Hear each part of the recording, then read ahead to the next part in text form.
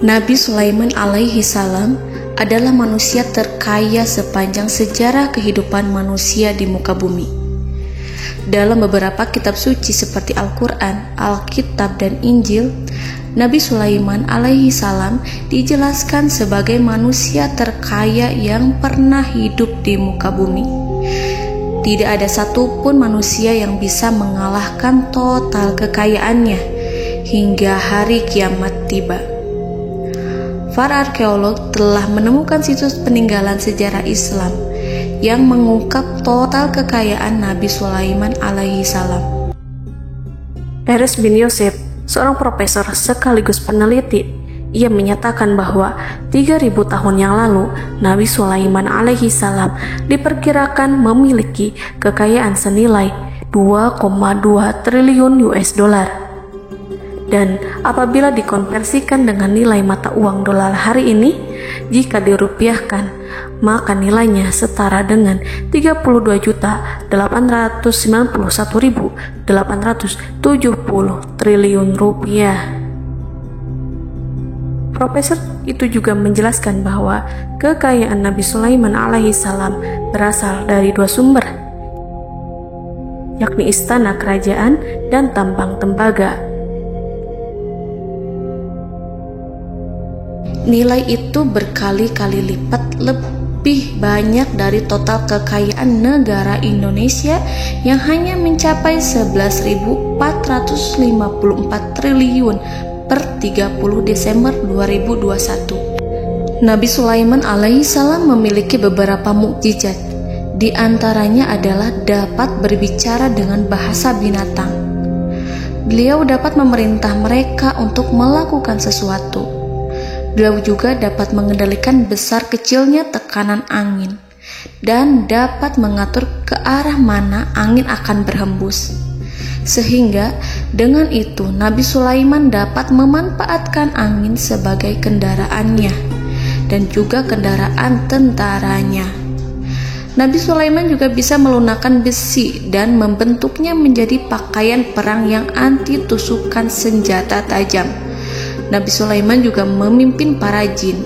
Mereka tunduk dan patuh pada perintah Nabi Sulaiman alaihi salam. Tidak hanya setan, iblis laknatullah yang merupakan makhluk pembangkang dapat dibuat tunduk bertekuk lutut pada perintah-perintah Nabi Sulaiman. Nabi Sulaiman bisa melakukan teleportasi, yaitu berpindah dari suatu tempat ke tempat yang lain dalam waktu singkat. Peristiwa itu dibuktikan dengan pemindahan singgasana Ratu Balqis atas perintah Nabi Sulaiman. Nabi Sulaiman dikenal sebagai raja yang adil dan bijaksana. Nabi Sulaiman diberkahi kecerdasan yang luar biasa untuk menyatu padukan segenap kekuatan yang Allah berikan kepadanya. Ia mengelola dan membawa kerajaannya menjadi kekuatan raksasa yang tak terkalahkan di masanya dengan segenap kemampuan yang dimilikinya. Tentara Nabi Sulaiman adalah tentara terkuat di bumi tanpa ada yang menandingi. Pertanyaan mendasar yang muncul kali ini adalah dari mana sumber kekayaan dan kekuatan Nabi Sulaiman alaihi salam? Untuk mendapat jawaban dari pertanyaan itu, simak video ini sampai akhir. Sebelum itu, mari bantu channel ini terus berkembang dengan cara subscribe dan nyalakan tanda loncengnya. Berikan komentar yang positif dan berikan like serta share video ini. Bismillahirrahmanirrahim. Sungguh kami benar-benar telah menganugerahkan ilmu kepada Daud dan Sulaiman. Keduanya berkata, segala puji bagi Allah yang melebihkan kami dari kebanyakan hamba-hambanya yang mukmin.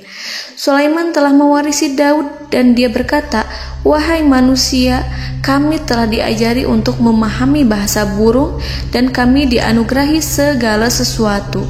Sesungguhnya, semua ini benar-benar karunia yang nyata. Quran Surat An-Naml ayat 15-16. Saudara-saudaraku yang dirahmati Allah, pada ayat di atas disebutkan bahwa Sulaiman telah mewarisi Daud. Nabi Sulaiman mewarisi Nabi Daud dalam sisi kenabian dan kekuasaan, bukan mewarisi harta, karena para nabi tidak mewariskan harta. Sebab sepeninggalan mereka, harta para nabi menjadi sedekah bagi orang-orang yang ada di sekitarnya, yaitu orang-orang fakir dan orang-orang yang membutuhkan. Dan harta para nabi tidak dikhususkan bagi kalangan keluarganya. Rasulullah Shallallahu Alaihi Wasallam bersabda, "Kami para nabi tidak mewariskan. Nabi Sulaiman mewarisi kenabian dari Nabi Daud. Ini adalah hal yang jelas. Allah telah memilihnya sebagai nabi dari Bani Israel. Begitu juga Allah telah memberinya kekuasaan kerajaan sehingga ia menjadi pemimpin Bani Israel." Barangkali sesuatu yang paling penting yang diwarisi oleh Nabi Sulaiman dari Nabi Daud adalah tradisi militer. Kemajuan militer yang dahsyat telah berpindah kepada Nabi Sulaiman. Nabi Daud sebenarnya adalah seorang pengembala kambing yang sangat miskin, tetapi seiring dengan perjalanan waktu, ia menjadi komandan pasukan tiada tanding. Nabi Daud alaihi salam mengetahui bahwa kekuatan hakiki yang mengatur alam semesta adalah kekuatan Allah. Ketika Nabi Daud mengelurkan tangannya dan memegang potongan batu, lalu beliau melemparkannya dengan ketepel ke arah Jalut, kepala Jalut retak dan ambruk menghantam tanah. Ini sebagai bentuk demonstrasi kekuatan darinya. Kehadiran Nabi Daud mengubah pasukan Bani Israel, di mana mereka sebelumnya lari jika berhadapan dengan musuh. Maka kini keberadaan mereka mulai diperhitungkan di masa hidupnya. Nabi Daud mengalami peperangan yang sangat banyak, tapi Al-Quran tidak menceritakan secara terperinci. Hal itu dikarenakan karena Al-Quran adalah kitab dakwah di jalan Allah, bukan kitab sejarah.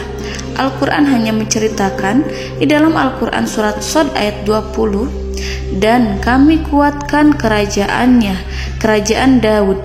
Ayat tersebut berarti bahwa Nabi Daud belum terkalahkan dalam peperangan yang diikutinya.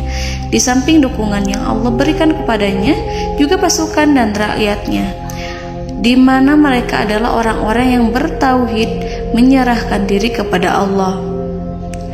Allah Subhanahu wa Ta'ala mengajarkan kepada Nabi Daud hal-hal yang menjadikan pasukannya memiliki keistimewaan yang dengannya mereka dapat mengalahkan pasukan-pasukan lain, pasukan-pasukan besar yang ada di bumi pada saat itu.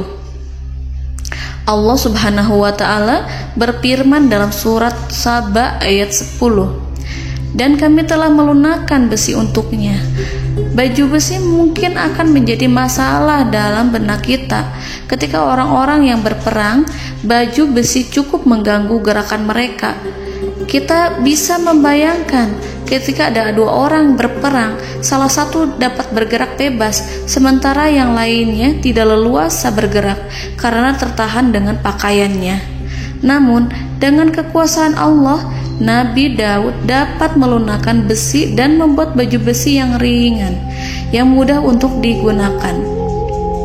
Ini adalah kemajuan penting yang Allah berikan kepada Nabi Daud dan tentaranya. Kemajuan itu kemudian diajarkan, diwariskan dan dimiliki oleh Nabi Sulaiman alaihi salam. Nabi Sulaiman memiliki pasukan dahsyat yang melebihi pasukan manapun di bumi saat itu, atau bahkan mungkin saat ini. Bahkan Allah menambahkan karunia-Nya kepada Nabi Sulaiman yang disebutkan dalam Al-Quran surat An-Naml ayat 16. "Dan Sulaiman telah mewarisi Daud, dan dia berkata, 'Wahai manusia, kami telah diberi pengertian tentang suara burung, dan kami diberi segala sesuatu. Sesungguhnya ini benar-benar suatu karunia yang nyata.'" Saudara-saudaraku yang dirahmati Allah, pada suatu hari Nabi Sulaiman alaihi salam menengadahkan tangannya dan berdoa kepada Allah Subhanahu wa Ta'ala. Antara hati Nabi dan Allah tidak ada penghalang, tidak ada jarak, tidak ada sekatan waktu, tidak ada satupun dari para nabi yang berdoa kepada Allah kecuali doanya pasti dikabulkan. Doa Nabi Sulaiman alaihi salam direkam dalam Al-Quran surat Shad ayat 35. Nabi Sulaiman berkata, "Ya Tuhanku, ampunilah aku. anugerahkanlah kepadaku kerajaan yang tidak dimiliki oleh seorang pun sesudahku. Nabi Sulaiman menginginkan dari Allah sesuatu kerajaan yang belum pernah diperoleh oleh siapapun setelahnya. Allah Subhanahu wa Ta'ala mengabulkan doa Nabi Sulaiman dan memberinya kerajaan tersebut. Nabi Sulaiman mewarisi kekuasaan, kenabian, hikmah ilmu dari Nabi Daud alaihi salam. Orang-orang menyebut Nabi Sulaiman Al-Hakim, Sulaiman yang bijaksana. Kebijaksanaan Nabi Sulaiman tidak terbatas pada keadilannya di tengah-tengah manusia dan juga kasih sayangnya kepada mereka. Namun, kebijaksanaan Nabi Sulaiman juga berlaku di kalangan burung dan binatang lainnya. Nabi Daud juga mengenal bahasa burung, tetapi Nabi Sulaiman dapat berbicara dengan bahasa burung. Bahkan, ia dapat menggantikannya sebagai pembantunya. Ketika Nabi Daud bertasbih di gunung, burung-burung serta binatang buas ikut bertasbih bersamanya. Bahkan angin pun berhenti untuk mendengarkan tasbih itu. Sedangkan Nabi Sulaiman alaihi salam, Allah Subhanahu wa Ta'ala memberinya karunia lebih dari itu, di mana binatang-binatang buas tunduk padanya, begitu juga angin dan burung. Saudara-saudaraku yang dirahmati Allah, Nabi Sulaiman alaihi salam mampu mendengarkan bisikan semut yang berbicara kepada sesama mereka. Bahkan ia mampu memerintahkan semut tersebut sehingga semut itu menjadi taat pada perintahnya. Pasukan Nabi Sulaiman memiliki kekuatan yang sangat dahsyat. Belum pernah ada di dunia ini satu pasukan pun yang memiliki kekuatan seperti itu. Kekuatan Nabi Sulaiman berasal dari beberapa kombinasi yang sangat mengagumkan, sehingga karenanya ia tidak dapat tertandingi. Kekuatan itu terdiri dari manusia, binatang-binatang, jin, dan lain sebagainya. Kita mengetahui bahwa jin adalah makhluk Allah dan manusia tidak mampu melihatnya atau menghadirkannya atau meminta pertolongan kepadanya. Sedangkan Nabi Sulaiman telah diberi Allah suatu kemampuan untuk menundukkan jin, mempekerjakan mereka sebagai tentara di tengah-tengah peperangan. Bahkan ia mampu menjadikan mereka sebagai pekerja-pekerja kasar di kerajaannya saat tidak ada peperangan. Oleh sebab itu, ketika ada pasukan lain yang mencoba melawan pasukan Nabi Sulaiman, mustahil mereka akan mendapatkan kemenangan. Bahkan pasukan Nabi Sulaiman diperkuat oleh pasukan burung. Burung di pasukan Nabi Sulaiman memerankan tugas penting, yaitu menjadi agen intelijen. Kita mengetahui bahwa peranan informasi saat peperangan adalah hal yang penting. Dari informasi tersebut, pasukan dapat mengetahui keadaan lawannya. Demikianlah peranan burung pada pasukan Sulaiman. Ia terbang di tengah-tengah musuh. Kemudian, ia kembali kepada Nabi Sulaiman untuk menyampaikan berita tentang keadaan lawannya. Di samping jin dan burung, Allah juga menundukkan angin untuk Nabi Sulaiman. Nabi Sulaiman dapat memerintahkan angin dan ia mampu untuk menaiki angin tersebut. Dalam Al-Quran surat Shad ayat 36-40, Allah Subhanahu wa Ta'ala berfirman, "Kami tundukkan kepada angin yang berhembus dengan baik menurut kemana saja yang dikehendaki Sulaiman. Dan kami tundukkan pula kepadanya setan-setan, semuanya ahli bangunan dan penyelam, dan setan yang lain yang terikat dalam belenggu. Inilah anugerah kami, maka berikanlah kepada orang lain atau tahanlah untuk dirimu tanpa perhitungan, dan sesungguhnya dia mempunyai kedudukan yang dekat pada sisi kami dan tempat kembali yang baik." Saudara-saudaraku yang dirahmati Allah, Allah Subhanahu wa Ta'ala juga memberikan kemampuan yang tak seorang pun dari para nabi mendapatkannya, yaitu kemampuan untuk memerintah setan. Setan adalah salah satu bagian dari jin. Ia adalah kelompok yang celaka dari bangsa jin. Kelompok ini sebenarnya tidak mampu dikuasai oleh manusia. Bahkan jin yang soleh tidak dapat mengatur setan. Adapun Nabi Sulaiman, Allah telah memberinya kekuasaan untuk menundukkan setan dan mempekerjakannya, bahkan mengikatnya dengan rantai serta menghukumnya jika ia menentang pada perintahnya. Setan membangun untuk Sulaiman istana-istana, patung-patung, dan alat-alat perang. Bahkan setan-setan itu menyelam ke dasar lautan untuk mengeluarkan permata dan yakut untuk Sulaiman. Jika di antara setan yang menentang perintahnya, maka Nabi Sulaiman alaihi salam mengikatnya dengan rantai. Ini semua menunjukkan kekayaan Nabi Sulaiman dan kekuasaannya, di mana ia mampu mengatur banyak makhluk di bumi ini. Tentu saja, kemampuan itu semua adalah atas izin dari Allah Subhanahu wa Ta'ala sebagai mukjizat darinya. Allah Subhanahu wa Ta'ala berfirman dalam Al-Quran surat Saba ayat 12, dan sebagian dari jin adalah yang bekerja di hadapannya, di bawah kekuasaannya, dengan izin Tuhannya. Dan siapa yang menyimpang di antara mereka dari perintah kami, maka kami rasakan kepadanya azab neraka yang apinya menyala-nyala. Para jin itu membuat untuk Sulaiman apa yang dikehendakinya, dari gedung-gedung yang tinggi, patung-patung, dan piring-piring yang besarnya seperti kolam, atau periuk yang tetap berada di atas tungku. Saudara-saudaraku yang dirahmati Allah, Nabi Sulaiman yang bijaksana adalah penguasa yang tak tertandingi di muka bumi. Meskipun memperoleh nikmat-nikmat khusus yang agung itu yang Allah berikan kepada Sulaiman, beliau tetap menunjukkan dirinya sebagai manusia yang paling banyak berzikir kepada Allah dan manusia yang paling banyak bersyukur di zamannya. Saudara-saudaraku yang dirahmati Allah, sebagaimana Allah Subhanahu wa Ta'ala memberikan nikmat kepada ayahnya Nabi Daud alaihi salam, di mana ia mampu melunakkan besi, dan Allah mengajarinya bagaimana cara mencairkan besi, maka Nabi Sulaiman alaihi salam dapat memanfaatkan tembaga yang cair untuk peperangan.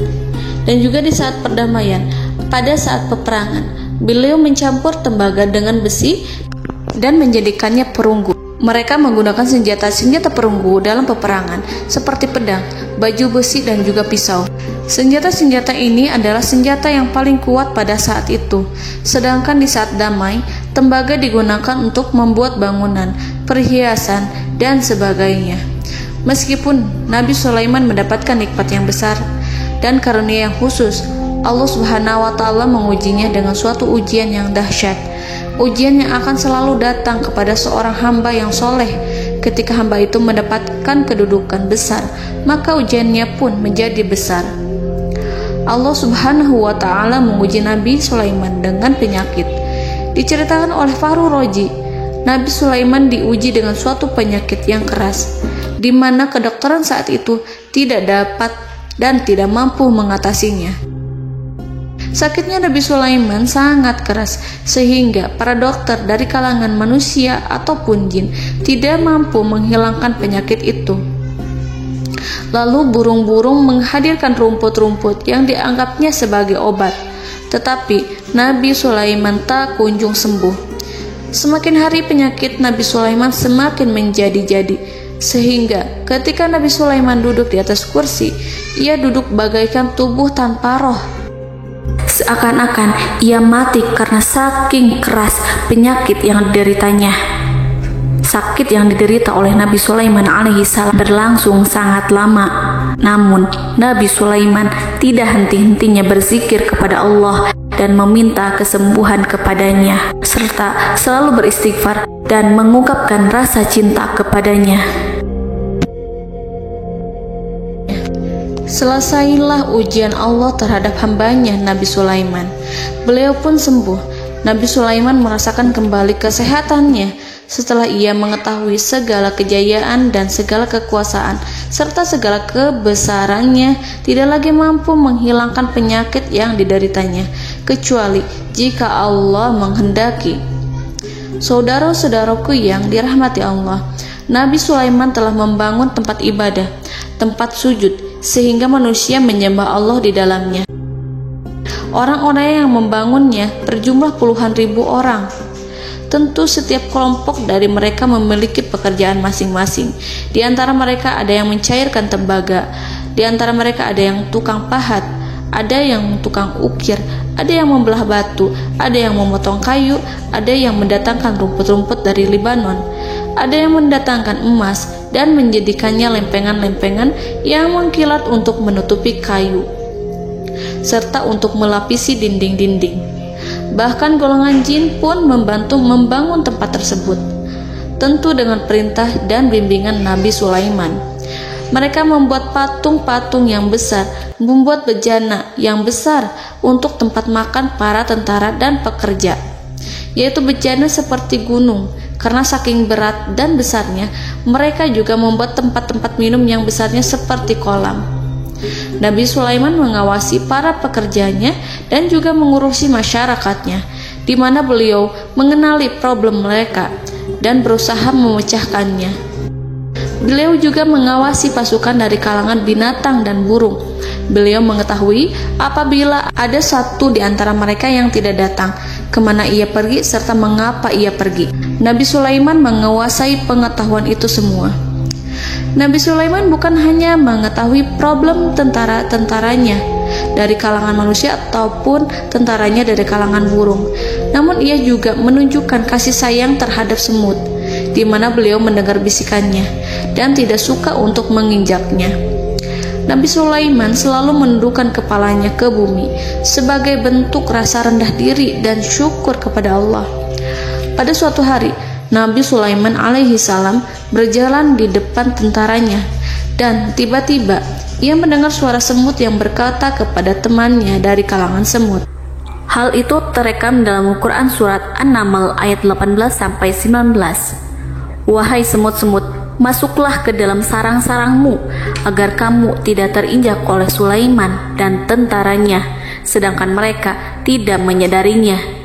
Nabi Sulaiman alaihi salam tersenyum mendengar itu, dan ia berdoa, Ya Allah, ya Tuhanku, berilah aku ilham untuk tetap mensyukuri nikmat-Mu yang telah Engkau anugerahkan kepadaku dan kepada kedua orang ibu bapakku, dan untuk mengerjakan amal soleh yang Kau ridhoi, dan masukkanlah aku ke dalam rahmat-Mu, ke dalam golongan hamba-hamba-Mu yang soleh.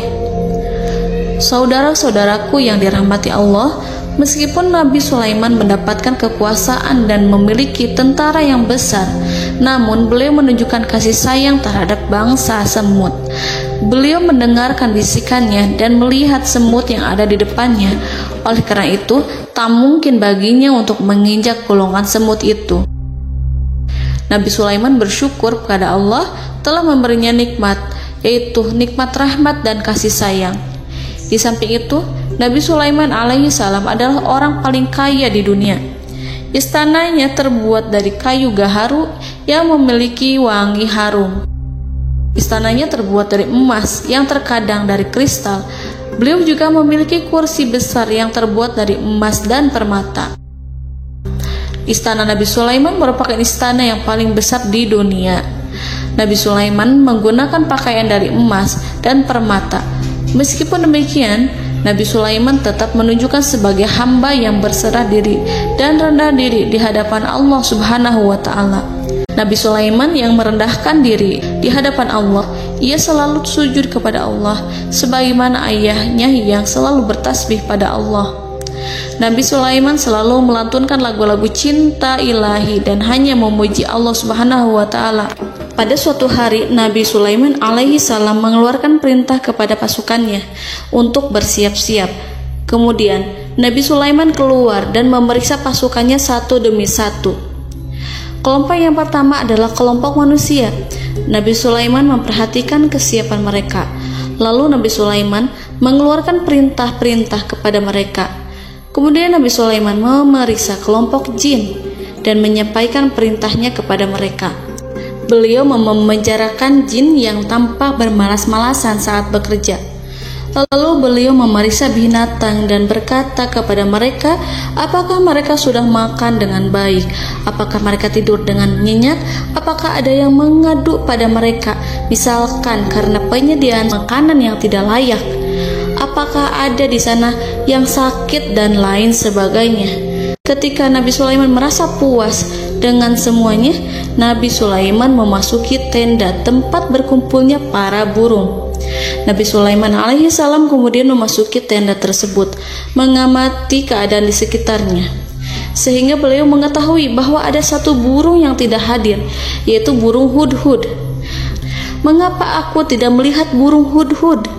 Burung-burung yang lain tampak terdiam sebagai penghormatan, dan mereka mendengarkan apa yang akan dikatakan pemimpin mereka. Nabi Sulaiman mengarahkan pandangannya pada semua burung dan tidak menemukan burung hudhud di antara mereka. Tak seekor burung pun yang mengetahui keberadaannya. Burung hudhud absen pada apel wajib kali ini. Nabi Sulaiman mulai menampakkan kemarahannya. Tiba-tiba, seekor burung kecil memberanikan diri untuk berkata kepada Nabi Sulaiman, "Wahai Nabi yang mulia, seharusnya hudhud ada bersamaku kemarin untuk melaksanakan tugas penyelidikan. Ia adalah pemimpin misi itu. Namun, burung hudhud belum datang. Oleh karena itu, aku tidak pergi bersamanya." Burung itu tampak gemetar. Nabi Sulaiman mengetahui bahwa hudhud tidak hadir dan tak seorang pun mengetahui kemana ia pergi. Burung hudhud pergi tanpa izin terlebih dahulu. Dalam keadaan marah, Nabi Sulaiman berkata, "Sungguh aku benar-benar akan mengazabnya dengan azab yang sangat keras, atau benar-benar menyembelihnya, kecuali jika ia benar-benar datang kepadaku dengan alasan yang jelas."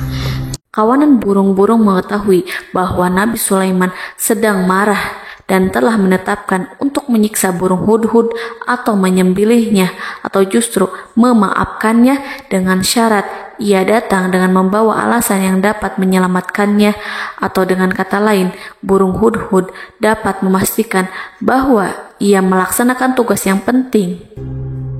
Nabi Sulaiman menunjukkan kemarahan yang besar sehingga siapapun akan merasa takut kepada Nabi Sulaiman yang marah. Nabi Sulaiman kemudian pergi dari tempat burung tersebut. Nabi Sulaiman masih memikirkan keadaan burung hudhud. Seharusnya burung hudhud menjadi bagian penting dari badan intelijen. Apakah ia pergi untuk menyingkap suatu, atau apakah ia pergi hanya untuk bermain-main? Nabi Sulaiman telah memperhatikan dan mengetahui bahwa burung hudhud adalah seekor burung yang cerdik dan juga fasih berbicara. Terkadang Nabi Sulaiman mendapati burung hudhud sedang bermain-main dan menunda-nunda pekerjaannya. Namun ketika Nabi Sulaiman melihatnya, burung hudhud memahami bahwa perbuatannya tidak benar. Oleh karena itu, ia tidak boleh menyampur adukan antara waktu serius dan waktu bermain. Tidak lama setelah itu, burung hudhud tiba di tempat para burung. Burung-burung yang lain berkata kepadanya, "Wahai hudhud, pergilah engkau ke tempat Nabi Sulaiman. Jika ia mengetahui bahwa engkau telah sampai, jiwamu benar-benar terancam." Mendengar itu, burung hudhud segera beranjak. Ia terbang menemui Nabi Sulaiman. Pada waktu itu, Nabi Sulaiman sedang duduk bersama tentaranya yang lain. Burung hudhud berdiri. Ia telah merencanakan untuk memulai pembicaraan dengan Nabi Sulaiman sebelum Nabi Sulaiman bertanya kepadanya kemana dia pergi.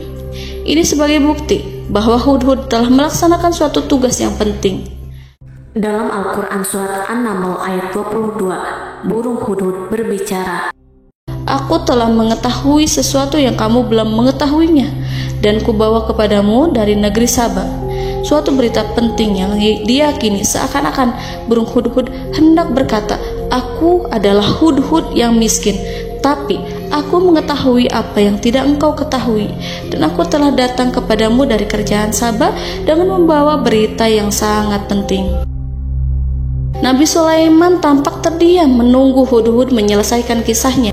Dalam surat An-Naml ayat 23-24, burung hudhud berkata, "Sesungguhnya aku menjumpai seorang wanita yang memerintah mereka. Dia dianugerahi segala sesuatu serta mempunyai singgasana yang besar. Aku mendapati dia dan kaumnya menyembah matahari selain Allah, dan setan-setan telah menjadikan mereka memandang indah perbuatan-perbuatan mereka, lalu menghalangi mereka dari jalan Allah, sehingga mereka tidak mendapat petunjuk." Burung hudhud diam. Nabi Sulaiman merasa bahwa hudhud menunjukkan kepasihan lisannya. Nabi Sulaiman berkata dalam Quran Surat An-Naml ayat 27, sambil menunjukkan senyum manisnya. Nabi Sulaiman berkata, "Akan kami lihat apakah kamu benar, wahai Hudhud, ataukah kamu termasuk orang-orang yang berdusta." Seakan-akan burung Hudhud ingin mengatakan, "Aku tidak berbohong, wahai Nabi yang mulia." Namun diamnya Sulaiman membuat takut sehingga burung Hudhud terdiam. Nabi Sulaiman terdiam karena berpikir, lalu ia memutuskan sesuatu setelah itu. Beliau melihat kepada lainnya dan meminta secari kertas. Nabi Sulaiman menulis surat singkat dan menyerahkannya kepada Hudhud, serta memerintahkan kepadanya seperti yang dikatakan dalam Quran surat An-Naml ayat 28. "Pergilah dengan membawa suratku ini, lalu jatuhkanlah kepada mereka, kemudian berpalinglah dari mereka, lalu perhatikanlah apa yang mereka bicarakan." Al-Quranul Karim hanya menceritakan dalam Quran surat An-Naml bagaimana perginya Hudhud dan bagaimana ia menyerahkan surat itu. Lalu Al-Quran langsung menyebut keadaan kerajaan Balqis yang saat itu sedang membaca surat di depan para pembesar kerajaan dan para menterinya. Dalam Al-Quran surat An-Naml ayat 29-31 berkatalah Balqis, "Wahai pembesar-pembesar, sesungguhnya telah dijatuhkan kepadaku sebuah surat yang mulia. Sesungguhnya surat ini dari Sulaiman, dan sesungguhnya isinya dengan menyebut nama Allah yang Maha Pengasih lagi Maha Penyayang, bahwa janganlah kalian berlaku sombong terhadapku, dan datanglah kepadaku sebagai orang yang berserah diri." Saudara-saudaraku yang dirahmati Allah, dalam surat tersebut Nabi Sulaiman menyebutkan supaya mereka menyerahkan diri dan tunduk kepada perintah Nabi Sulaiman. Nabi Sulaiman memerintahkan agar mereka meninggalkan penyembahan terhadap matahari.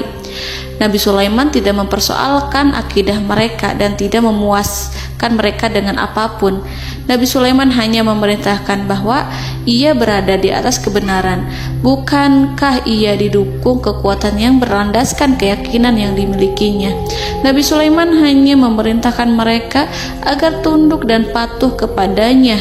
Ratu Sabak menyampaikan surat tersebut di tengah-tengah kaumnya. Dalam Quran surat An-Naml ayat 32 dijelaskan, "Dan berkatalah Balqis, wahai para pembesar, berilah aku pertimbangan dalam urusanku ini. Aku tidak pernah memutuskan sesuatu persoalan sebelum kamu berada dalam majelisku." Saudara-saudaraku yang dirahmati Allah, para pembesar istana Balqis menentang surat tersebut. Isi surat itu membangkitkan kesombongan kaum Sabak, di mana mereka merasa lebih kuat. Mereka mengetahui bahwa di sana ada seorang yang mencoba menentang mereka dan mengisyaratkan peperangan kepada mereka.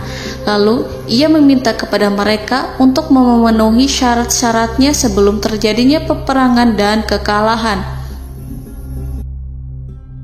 Dalam surat An-Naml ayat 33, mereka menjawab, "Kita adalah orang-orang yang memiliki kekuatan dan juga memiliki keberanian yang sangat besar dalam peperangan.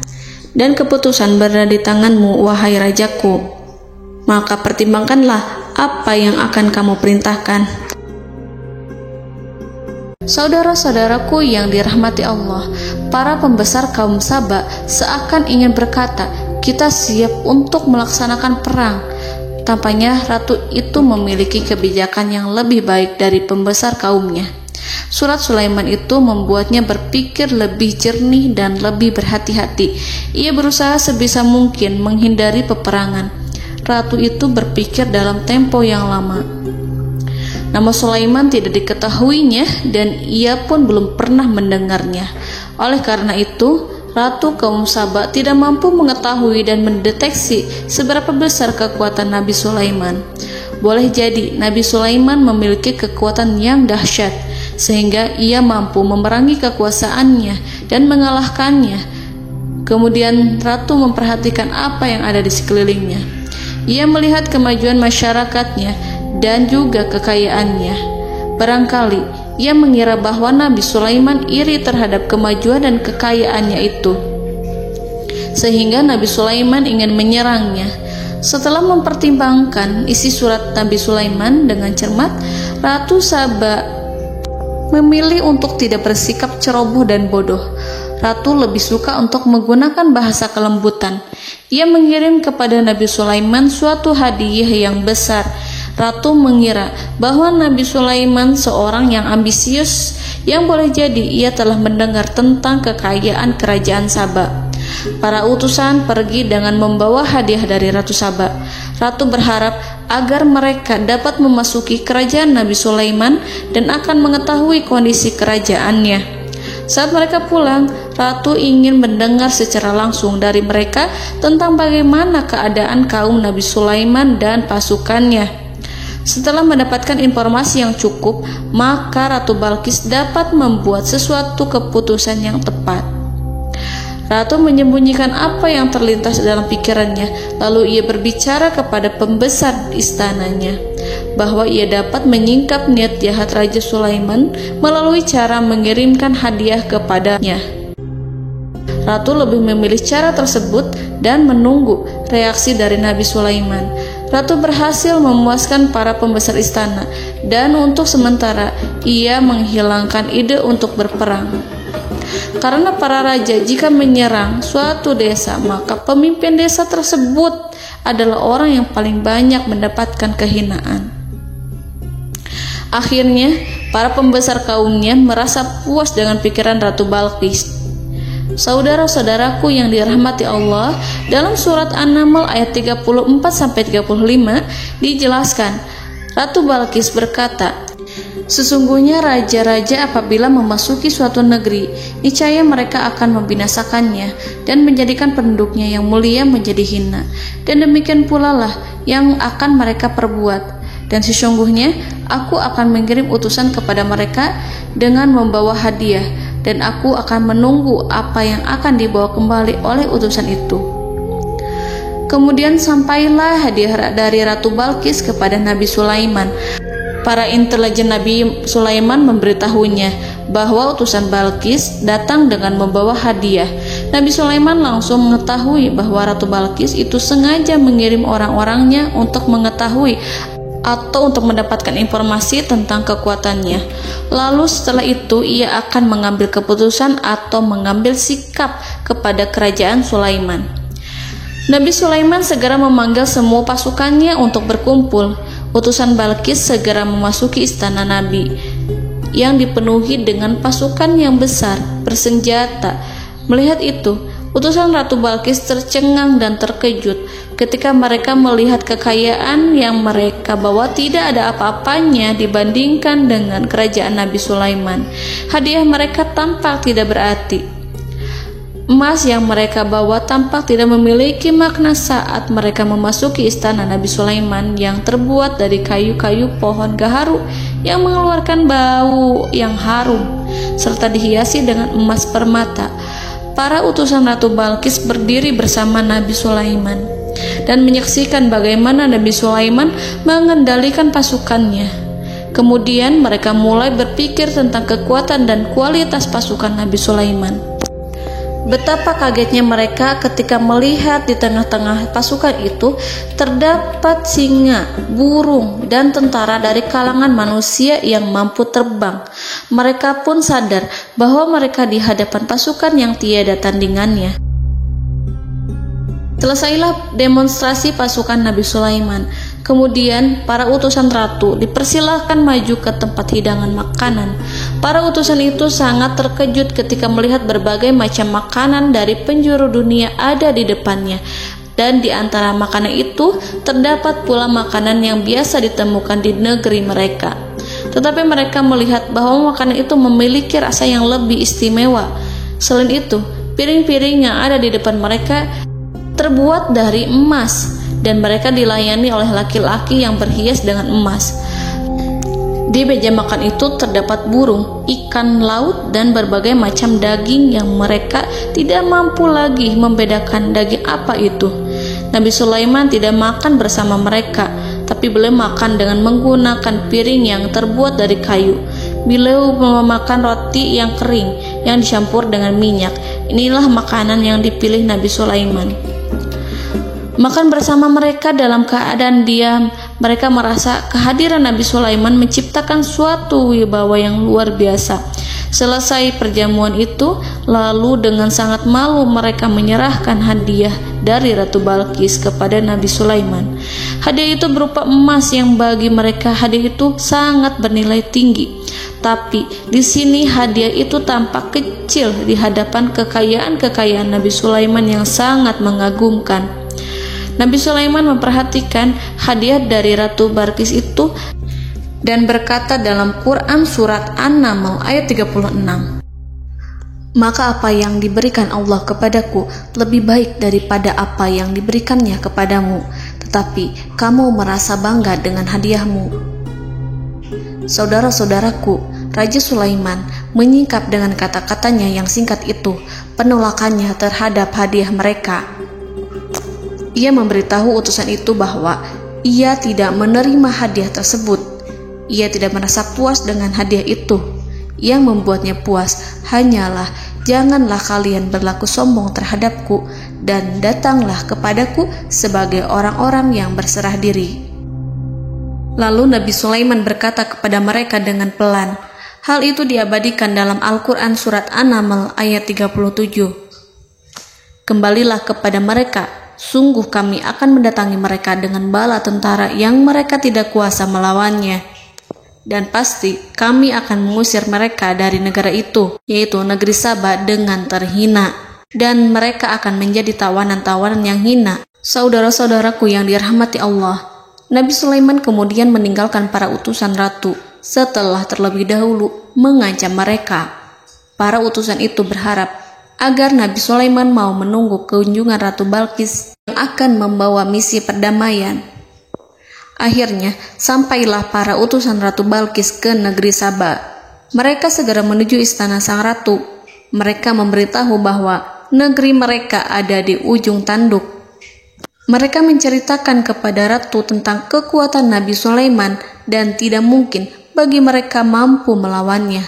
Mereka meyakinkan Ratu Balkis bahwa ia harus mengunjunginya dan melihat sendiri bagaimana kebesaran kerajaan Nabi Sulaiman.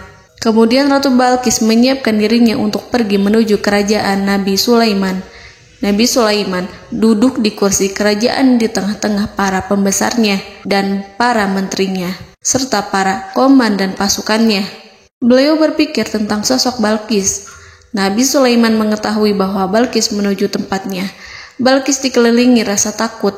Nabi Sulaiman berpikir sejenak tentang bagaimana matahari disembah.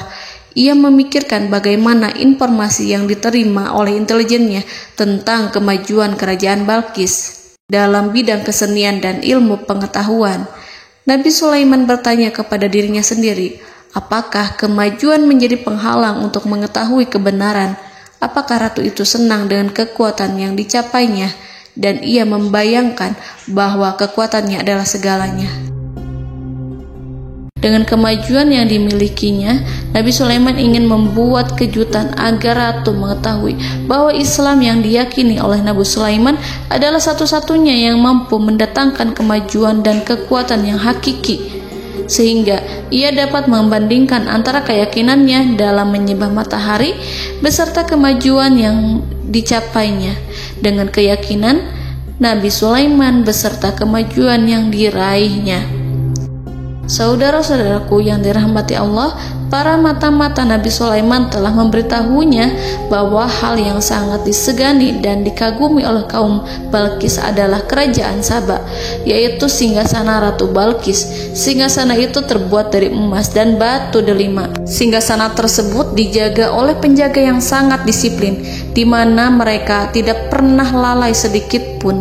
Oleh karena itu, sangat tepat apabila Nabi Sulaiman menghadirkan singgasananya di sini, di kerajaannya, sehingga ketika ratu tiba, maka ia dapat duduk di atasnya. Nabi Sulaiman ingin membuat kejutan kepadanya dan menunjukkan bahwa kemampuannya tersebut yang berlandaskan pada keislaman. Nabi Sulaiman melakukan yang demikian itu dengan harapan agar si ratu tunduk kepadanya. Ide itu terlintas dalam diri Nabi Sulaiman. Lalu ia mengangkat kepalanya dan menoleh kepada anak buahnya. Hal itu diabadikan dalam Quran surat An-Naml ayat 38. Wahai para pembesar, Siapakah di antara kamu sekalian yang sanggup membawa singgasananya kepadaku sebelum mereka datang kepadaku sebagai orang-orang yang berserah diri? Saudara-saudaraku, perhatikanlah ungkapan pikiran Nabi Sulaiman tersebut. Semua pemikirannya berkisar tentang keislaman para penyembah matahari, tentang bagaimana beliau dapat memberikan petunjuk kepada mereka di jalan Allah. Yang pertama menjawab pertanyaan Nabi Sulaiman adalah jin Ifrit. Dalam Quran Surat An-Naml ayat 39, berkatalah Ifrit yang cerdik dari golongan jin, "Aku akan datang kepadamu dengan membawa singgasana itu sebelum kamu berdiri dari tempat dudukmu. Sesungguhnya aku benar-benar kuat untuk membawanya, lagi dapat dipercaya." Nabi Sulaiman berdiri dari tempat duduknya. Setelah 1 jam atau 2 jam, jin itu berjanji kepadanya untuk menghadirkan singgasana Balkis. Sebelum itu, istana Nabi Sulaiman di Palestina, sedangkan istana Balkis terletak di Yaman. Antara singgasana tersebut dengan singgasana Nabi Sulaiman berjarak lebih dari ribuan mil. Barangkali pesawat yang cepat sekalipun yang kita kenal hari ini tidak akan mampu membawa dan mendatangkan istana itu dalam waktu 1 jam. Tetapi masalahnya di sini, berhubung dengan kekuatan jin yang serba misterius, Nabi Sulaiman tidak mengomentari sedikit pun terhadap apa yang dikatakan oleh Ifrit. Nabi Sulaiman tampak menunggu tanggapan lain yang mampu menghadirkan singgasana Balkis yang lebih cepat dari jin Ifrit. Nabi Sulaiman menoleh kepada seorang yang di sana, yang duduk di atas naungan. Hal itu diceritakan dalam Al-Quran Surat An-Naml ayat 40. Berkatalah seseorang yang mempunyai ilmu dari Alkitab, "Aku akan membawa singgasana itu kepadamu sebelum matamu berkedip." Maka tatkala Sulaiman melihat singgasana itu terletak di hadapannya, ia pun berkata, "Ini termasuk karunia Tuhanku untuk menguji aku, apakah aku akan bersyukur atau mengingkari nikmatnya? Dan barang siapa yang bersyukur, maka sesungguhnya dia bersyukur untuk kebaikan dirinya sendiri. Dan barang siapa yang ingkar, maka sesungguhnya Tuhanku Maha Kaya lagi Maha Mulia." Saudara-saudaraku, belum lama seseorang yang mempunyai ilmu dari Alkitab menyatakan kalimatnya, sehingga singgasana itu tiba-tiba ada di depan Nabi Sulaiman, yang mampu menghadirkan singgasana itu lebih cepat dari kedipan mata. Al-Quranul Karim tidak menyingkap kepribadian seseorang yang menghadirkan singgasana itu. Al-Quran hanya menggarisi bahwa orang itu mempunyai ilmu dari Alkitab. Al-Quran tidak menjelaskan kepada kita apakah ia seorang malaikat, ataukah manusia, ataukah jin. Al-Quran sengaja tidak menyingkap hakikat kitab yang dimaksud. Saudara-saudaraku yang dirahmati Allah, setelah melihat singgasana itu, Nabi Sulaiman bersyukur kepada Allah. Ia mulai memperhatikan singgasana sang ratu. Singgasana tersebut merupakan simbol pembangunan dan juga kemajuan. Tetapi tampaknya ia hanya sesuatu yang biasa saja jika dibandingkan dengan kekuasaan dan kebesaran ciptaan yang dibuat oleh manusia dan jin di kalangan istana Nabi Sulaiman. Nabi Sulaiman memikirkan dalam tempo yang sangat lama singgasana Ratu Balkis itu. Kemudian beliau memerintahkan agar singgasana itu diperbaiki, sehingga saat Ratu Balkis datang, dia akan mengujinya. Apakah Ratu Balkis dapat mengenali singgasananya ataukah tidak? Dalam Al-Quran Surat An-Naml ayat 41, Nabi Sulaiman berkata, "Ubahlah baginya singgasananya, maka kita akan melihat apakah dia mengenal ataukah dia termasuk orang-orang yang tidak mengenalnya." Saudara-saudaraku yang dirahmati Allah, Nabi Sulaiman memerintahkan agar dibangun istana yang akan digunakan untuk menyambut Ratu Balkis. Nabi Sulaiman memilih tempat di laut, dan ia memerintahkan agar dibangun suatu istana di mana sebagian besarnya terdiri dari air laut. Nabi Sulaiman memerintahkan agar lantainya itu terbuat dari kaca yang tebal dan kuat, sehingga orang-orang yang berjalan di atas istana itu akan dapat melihat di bawahnya ada ikan-ikan berwarna-warni yang berenang-renang. Dan mereka akan melihat rumput-rumput laut yang bergerak-gerak. Akhirnya, selesailah pembangunan istana itu. Saking bersihnya kaca lantainya, sehingga tampak di sana tidak ada kaca. burung hudhud memberitahu Nabi Sulaiman bahwa Balkis telah sampai dekat kerajaannya. Kemudian Ratu Balkis datang. Al-Quran tidak menyebutkan keadaan Nabi Sulaiman saat menyambut Balkis, namun Al-Quran menunjukkan dua sikap Ratu Balkis. Yang pertama, bagaimana sikap Balkis ketika pertama kali melihat singgasananya yang datang mendahuluinya, padahal ia telah meninggalkan pengawalannya untuk tetap setia menjaga singgasananya itu.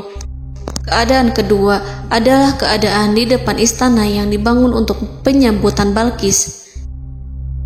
Istana itu penuh dengan permata yang berenang-renang di bawahnya ikan-ikan.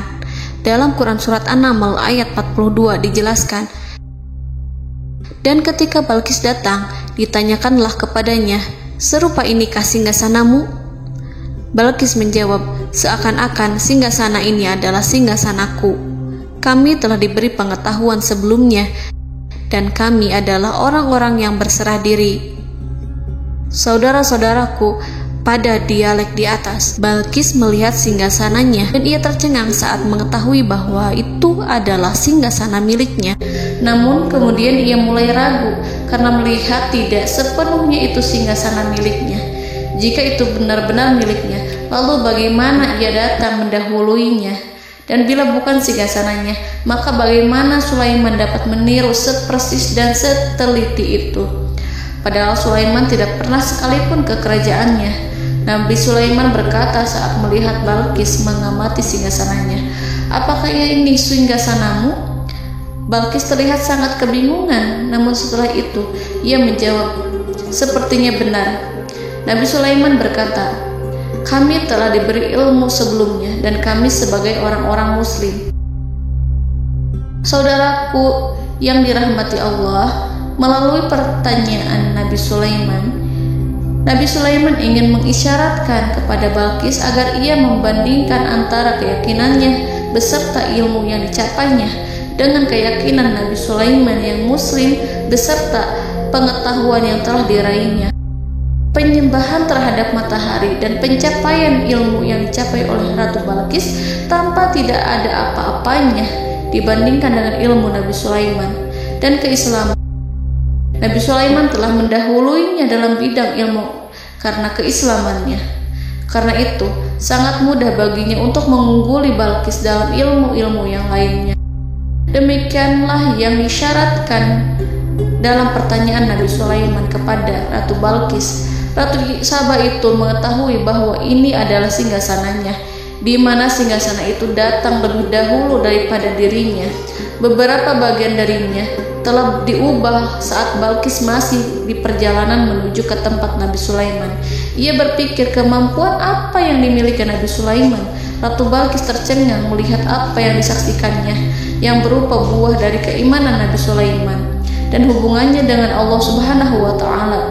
Sebagaimana Balkis juga tercengang ketika melihat kemajuan di bidang ilmu pembangunan, seni, dan ilmu-ilmu yang lainnya. Maka ia tidak lebih kagum lagi saat melihat hubungan yang kuat antara keislaman Nabi Sulaiman dengan ilmunya, serta kemajuan yang diraihnya. Dalam Al-Quran Surat An-Naml ayat 43 dijelaskan, dan apa yang disembahnya selama ini selain Allah mencegahnya untuk melahirkan keislamannya, karena sesungguhnya ia terdahulu termasuk orang-orang yang kafir. Saudara-saudaraku yang dirahmati Allah, berguncanglah dalam benak Balkis ribuan hal ketika melihat keyakinan kaumnya runtuh di hadapan Nabi Sulaiman.